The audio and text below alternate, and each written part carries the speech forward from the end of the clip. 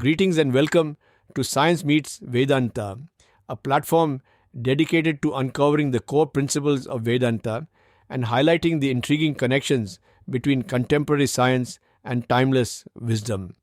I am Jayant Kapatkar, author of the book Science Meets Vedanta. Each week, inspired by insights from my book, we'll delve into a range of engaging topics at the intersection of these fields. I invite you to join us on this illuminating journey. In this episode, we explore a striking question. Are we robots? The answer may surprise you. We are not robots, yet the people we perceive around us may, in an important sense, appear to be like robots. This is a surprising conclusion, but one that follows from the line of reasoning we will develop. I invite you to listen as we carefully unfold how this remarkable idea is reached. Introduction. Are we robots?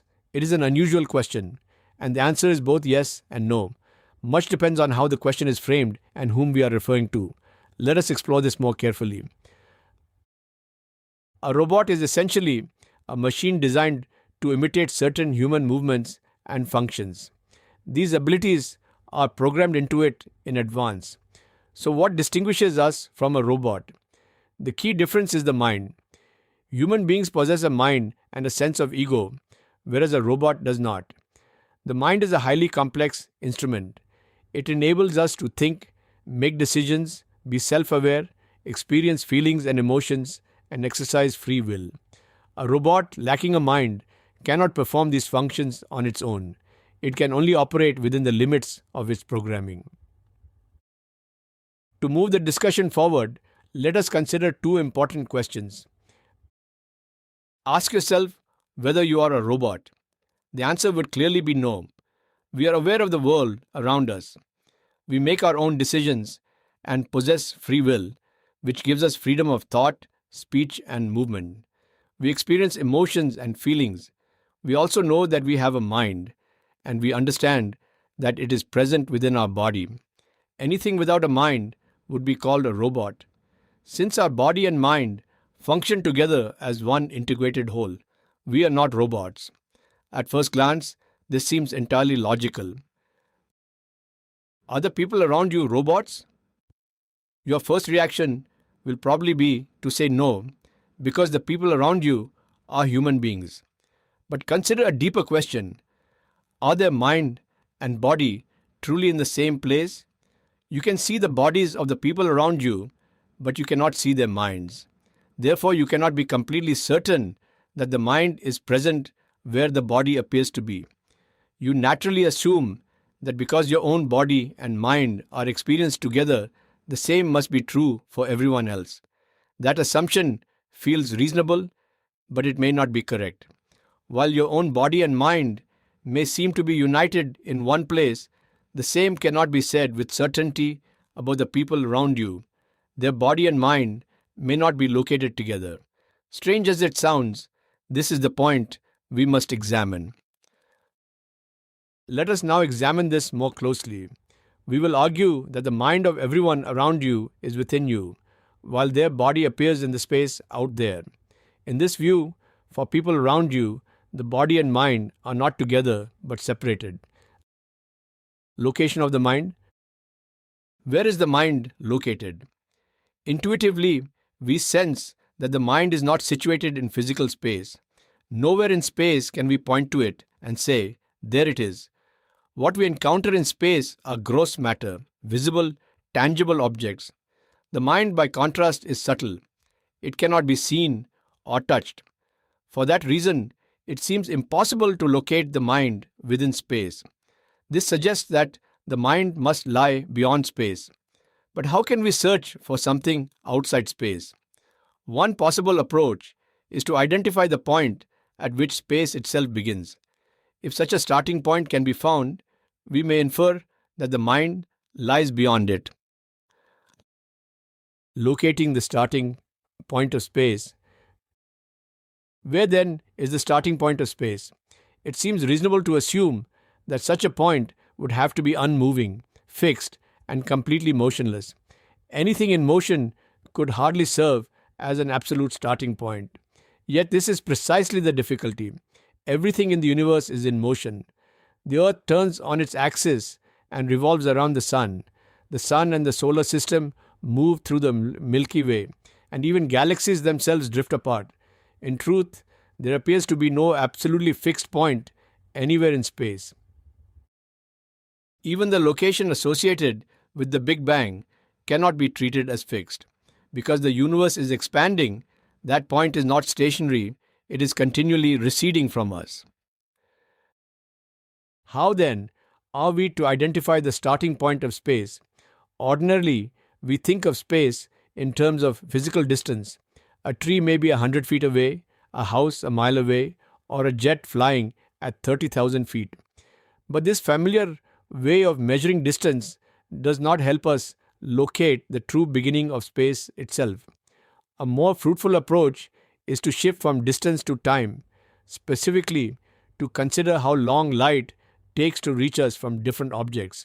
Seen in this way, time offers a new perspective from which to examine the structure of space.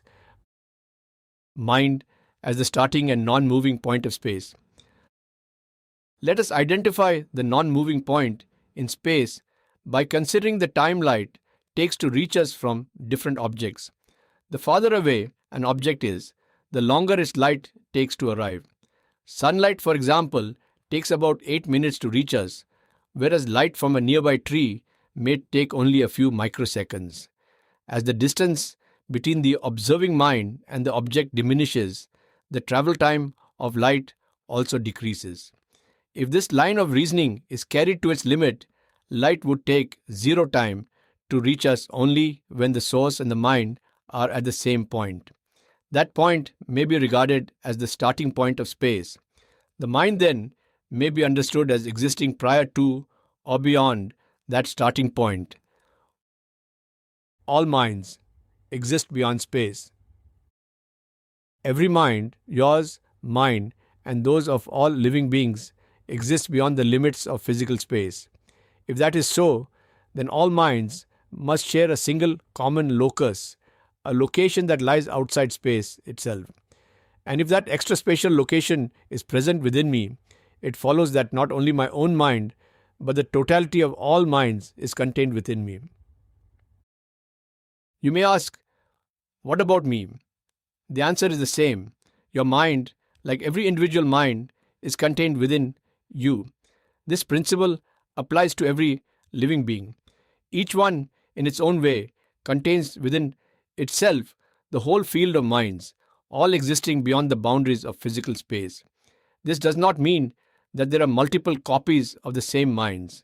Rather, there is one set of individual minds, each understood as present beyond space and therefore available within every conscious being. Location of the human body. If the mind exists beyond space, then an unusual conclusion follows. For me, not only my own mind, but all minds are, in some sense, within me. The same must be true for you. Your mind, my mind, and all minds are within you. And this principle would apply to every living being. But what then of the body? The body clearly appears within space. We see our own body and we see the bodies of others. How then are we to reconcile these two claims, that the mind is beyond space while the body is situated within it? Our own body. In immediate experience, we always know our mind to be within our body. We never encounter our body here and the mind somewhere else. We do not ordinarily experience ourselves as divided in that way. Mind and body are given together as a single unified presence and never as two entirely separate realities. At first, this seems contradictory. The mind is said to lie beyond space, yet the body that contains the mind appears within space and is constantly moving through it. Today the body is here, tomorrow it may be in another country, at a restaurant, or traveling from place to place. How should this be understood? If the mind is indeed beyond space, then the most coherent way to understand the matter is to say that the body is always situated at the starting point of space.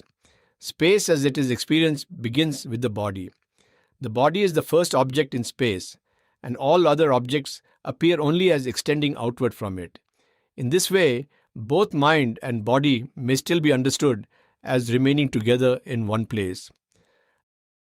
Since the body mind complex is thus understood as centered in one place, we need not think of ourselves as robots. Rather, we remain beings endowed with self awareness, freedom, and the capacity for intentional action. Bodies of other people. If your friend is sitting 100 feet away, are his body and mind truly in one place? Not exactly. What you perceive is not the now version of your friend. Light takes time to travel, and from a distance of about 100 feet, it may take roughly 10 microseconds to reach you. You would encounter the strictly present version of your friend only if light reached you in zero time, and that never happens. What you actually see is a dated version, in this case, your friend as he was about 10 microseconds ago. The same is true not only of friends but of everyone around you. Although such intervals are too small for ordinary perception to notice, the principle remains. We are always seeing a slightly delayed version of the people around us. A useful comparison is a motion picture. When you watch a film, you do not see the actors as they are live in the present. You see only a recorded and therefore dated appearance of them. If someone asked whether the actors' minds are present on the screen, the answer would plainly be no. What appears there is only the visible form of the actors, not their living presence. Their actual present existence is elsewhere, outside the screen. In that sense, the figures on the screen have only the body as an appearance.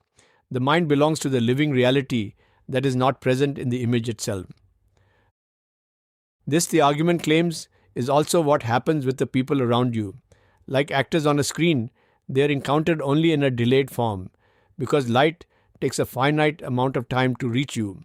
If this reasoning is accepted, then what you directly perceive is only the body of your friend or of other people around you. Their mind is not present in the delayed appearance that you see. Where then is it?